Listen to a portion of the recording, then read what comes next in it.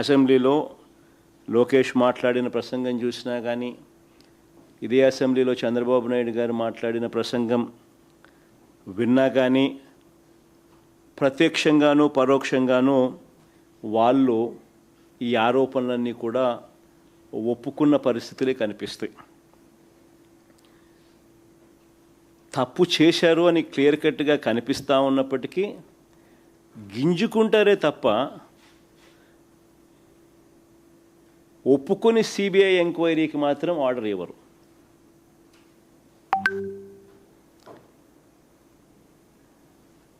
ఎలా తయారైపోయిందనంటే అసెంబ్లీ ప్రతిపక్ష పార్టీ అయిన ఉన్న ఏకైక ప్రతిపక్ష పార్టీ మేము. మాకు ప్రతిపక్ష పార్టీ కింద మమ్మల్ని యాక్సెప్ట్ చేస్తే మాకు ప్రతిపక్ష హోదా ఇవ్వాల్సి వస్తుంది.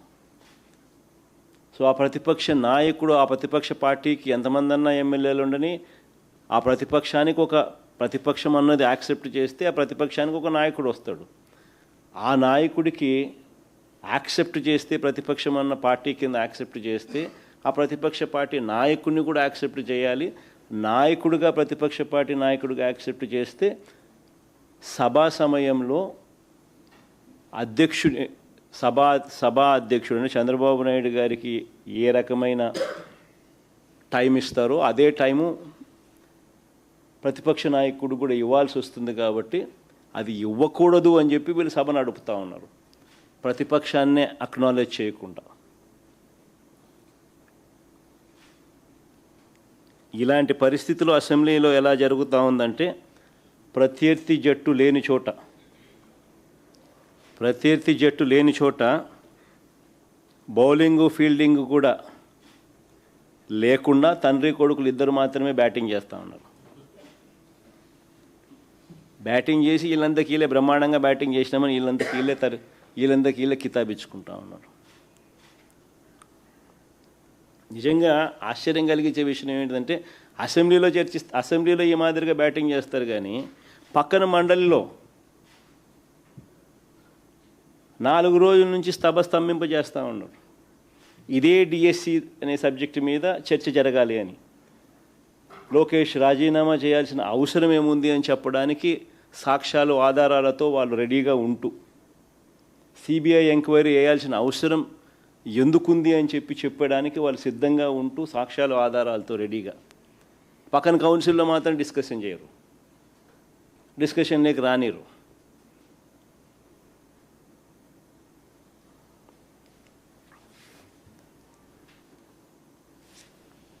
కౌన్సిల్లో ఎందుకు వీళ్ళు ఒప్పుకోరు చర్చ జరగడానికి అని అంటే దానికి కారణం తప్పులు జరిగాయి కాబట్టి. అది ఎక్కడ సాక్ష్యాలు ఆధారాలతో సహా బయటపెట్టే పరిస్థితి కనిపిస్తుందేమో అని చెప్పి సిబిఐ విచారణ చేయాల్సిన అవసరం ప్రస్ఫుటంగా అందరికీ కూడా తెలుస్తుంది. కాబట్టి లోకేష్ రాజీనామా చేయాల్సిన అవసరం ప్రతి ఒక్కరికి కూడా తేటతెల్లంగా కనిపిస్తుంది. కాబట్టి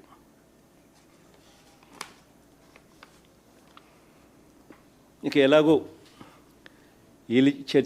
వీళ్ళెట్టా చర్చ చేయరు, కౌన్సిల్లో అవకాశం కూడా రానికుండా చేస్తూ ఉన్న నేపథ్యంలో ఒకసారి నాణ్యానికి ఇటువైపున ఎందుకు లోకేష్ అనే వ్యక్తి రాజీనామా చేయాల్సిన అవసరం ఉంది, ఎడ్యుకేషన్ మంత్రిగా ఉన్నాడు కాబట్టి ఎందుకు సిబిఐ ఎంక్వైరీ అవసరం ఉంది ఈ సబ్జెక్టు మీద అన్న వివరాలు ఒకసారి వెళ్దాం. పాయింట్ నెంబర్ 1 క్లుప్తంగా పాయింట్ల ప్రకారమే పోదాం, క్లుప్తంగా చెప్తాను పాయింట్ల ప్రకారమే. పాయింట్ నెంబర్ 1, డిఎస్సి పరీక్షల ప్రశ్నల తయారీ. డిఎస్సి పరీక్షల ప్రశ్నల తయారీ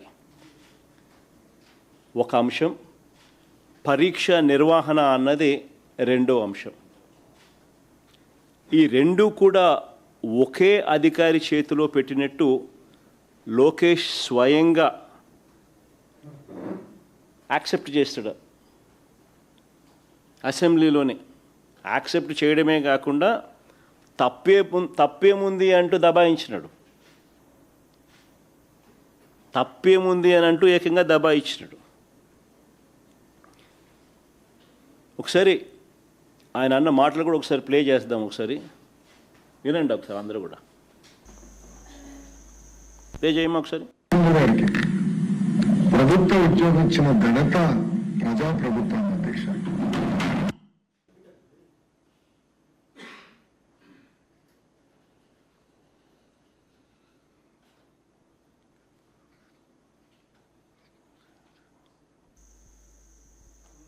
ఏమా ప్రాబ్లం ఉందా? పివి సింధు గారికి ప్రభుత్వ ఉద్యోగం ఇచ్చిన ఘనత ప్రజాప్రభుత్వం అధ్యక్ష. మీరు సెట్ చేసుకోండి అంత లోపల. డిఎస్సి పరీక్షలకు అవసరమైన ప్రశ్న తయారీ అనేది ఎస్సీఈఆర్టీ డైరెక్టర్ బాధ్యత. ప్రశ్న తయారీ అనేది ఎస్సీఈఆర్టీ డైరెక్టర్ బాధ్యత. డిఎస్సి పరీక్షను నిర్వహించే బాధ్యత డిఎస్సి కన్వీనర్ది. ఈ రెండు ఒకే వ్యక్తికి ద్వారా జరిపిస్తే పారదర్శకతకు పాతర వేసినట్టు అవుతుంది, లీకేజీకి స్వయంగా ద్వారాలు తెరిచినట్టు అవుతుంది. అంటే ప్రశ్న తయారీకి ఒకంతోనే చేయిస్తూ ఉన్నారు, పరీక్ష నిర్వహణ చేసే కార్యక్రమం కూడా సేమ్ వ్యక్తితోనే చేస్తూ ఉన్నారు. ఏపీడిఎస్సి నియామకాల చరిత్రలోని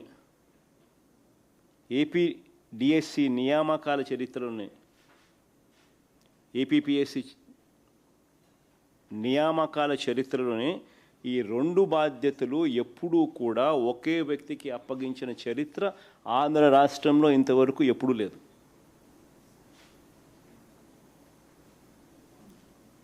ఎందుకు ఆ రకంగా చేస్తారు అని అంటే దానికి కారణం, ప్రశ్నలు తయారీ చేసే వ్యవస్థకు పరీక్ష నిర్వహించే వ్యవస్థకు మధ్య ఉండాల్సిన చెక్స్ అండ్ బ్యాలెన్సెస్ తొలగిపోతాయి కాబట్టి. ఒకసారి ఆయన అన్న మాటలు ఒకసారి వీళ్ళు రెడీగా ఉన్నట్టున్నారు, ఒకసారి ప్లే చేసి ఒకసారి వినండి ఒకసారి.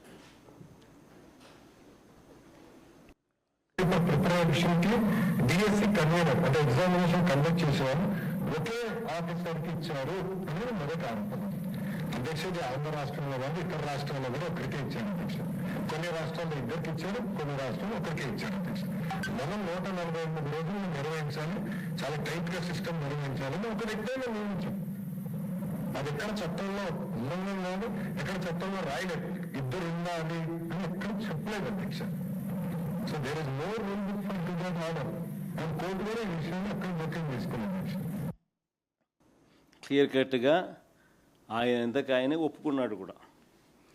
అంటే మొట్టమొదటిసారిగా ఆంధ్ర చరిత్రలో ఎప్పుడూ జరగంది ఇక్కడ ఈ రాష్ట్రంలో ఈయన ఎడ్యుకేషన్ మంత్రిగా ఉంటూ దీన్ని జరిగించినాడు.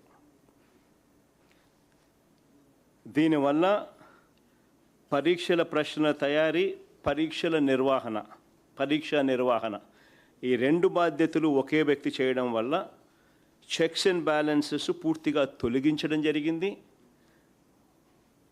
దీనివల్ల స్కామ్కు మొట్టమొదటగా బీజం పడడం జరిగింది.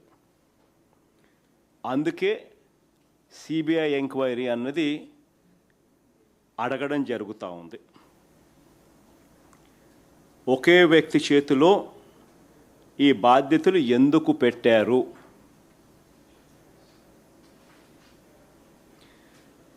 ఇలా చేసినందువలన చెక్స్ అండ్ బ్యాలెన్సెస్ లేకుండా పోయి లీకేజీకు ద్వారాలు తెరిచినారు కాబట్టి. ఇక పాయింట్ నెంబర్ 2, రెండో పాయింట్,